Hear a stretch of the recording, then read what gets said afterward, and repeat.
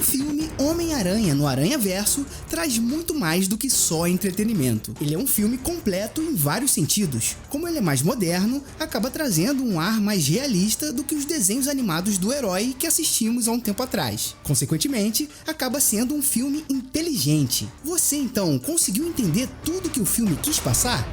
Não, claro que não.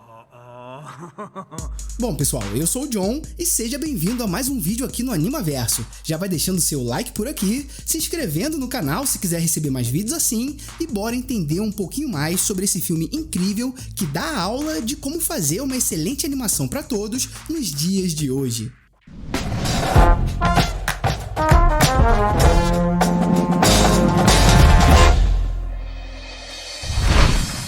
O Miles Morales é um Homem-Aranha que já existia nos quadrinhos desde 2011, mas para o grande público, principalmente dos cinemas, ele era praticamente um completo desconhecido. Por isso eu acho a introdução desse filme muito interessante, porque a animação mostra as dificuldades reais que o personagem passava. Ele é um morador lá do Brooklyn, em Nova York, que estudava em uma escola onde era muito bem aceito, só que aí passa a estudar em um lugar que ele mesmo define como elitista, e nós vemos que, de fato, era um ambiente bem diferente do que ele tinha no colégio anterior. Tudo isso faz muito sentido para a história, porque a partir daquele momento, o Miles já estava com a vida meio bagunçada e passando por mudanças. Era um indício de tudo que viria pela frente depois dele ser picado por aquela aranha radioativa.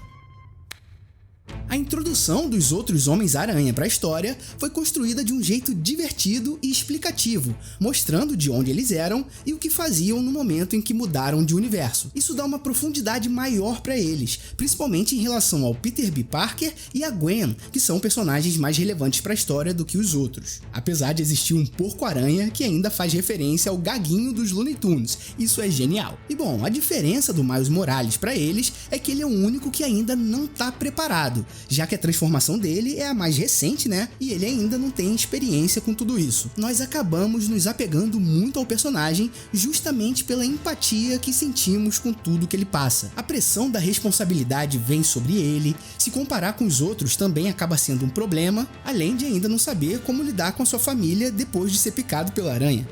Continua grudando. Não posso deixar de falar dos vilões que temos ali. Mesmo esses antagonistas não sendo o foco principal da história, eles são bem importantes na construção do enredo. Vemos ali no filme todas as motivações que fizeram o Rei do Crime querer criar todo esse escarcéu. O que ele mais queria era a família dele de volta depois deles terem visto o Rei do Crime maltratando o Homem-Aranha. Porque depois eles fugiram dali e sofreram um acidente, causando a morte do filho e também da esposa. Uma coisa leva a outra, né? Culpar o teioso das coisas que aconteceram na vida dele era mais fácil naquele momento de fragilidade, até porque ali o Rei do Crime já era o Rei do Crime. Inclusive ele estava colocando o Homem-Aranha contra a parede. E olha, talvez para a construção da trama ele nem fosse o vilão mais importante do filme. O Gatuno, como se revelou ser o Aaron, né, que é o tio do Miles, provavelmente teve uma relevância maior para que o menino conseguisse entender o seu lugar naquele mundo. O próprio tio diz para ele que ele é o melhor que a família tem, ou seja, valorizando o garoto e ao mesmo tempo colocando uma responsabilidade bem grande nas costas dele. E acaba sendo uma associação também, né? O tio Ben morreu lá, que era o tio do Peter Parker, e agora o Arrow, que é o tio do Miles, morrendo também em uma certa referência. Você é o melhor de nós, Miles.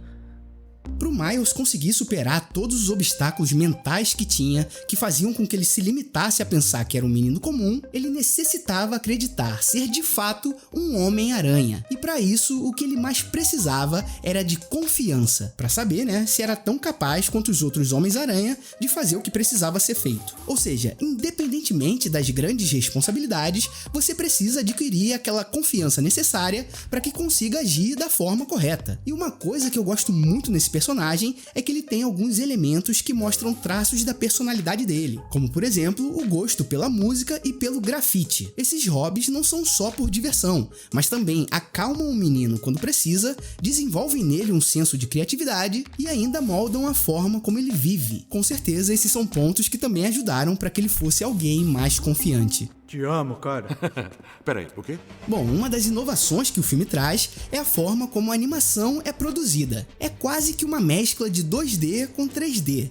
Eu sei que falar disso já tá meio batido, né? Até porque outras animações mais recentes se influenciaram bastante nesse tipo de produção. Mas eu não posso falar desse filme sem citar esse processo artístico diferenciado que eles trouxeram. E não é só isso, eles usaram vários enquadramentos diferentes, como vocês podem ver aí nas imagens. Isso tudo para mostrar o mundo através do ponto de vista de um Homem-Aranha, visto que eles estão o tempo inteiro de cabeça para baixo e pulando de um lado para o outro. No caso desse filme, não só isso, né? Mas também para mostrar que o mundo tá em apuros, já que algumas dimensões foram alteradas. Todo o filme é envolto de referências aos quadrinhos também. Em muitos momentos aparecem até caixinhas de pensamentos em alguns dos personagens, além de textos e quadros, mostrando que de fato o filme é uma homenagem à nona arte. Tá de zoação. Papo sério. Pessoal, o próprio Homem-Aranha no filme diz que qualquer um pode usar máscara, que você pode usar a máscara. Ele quis dizer que precisamos ser confiantes nas nossas capacidades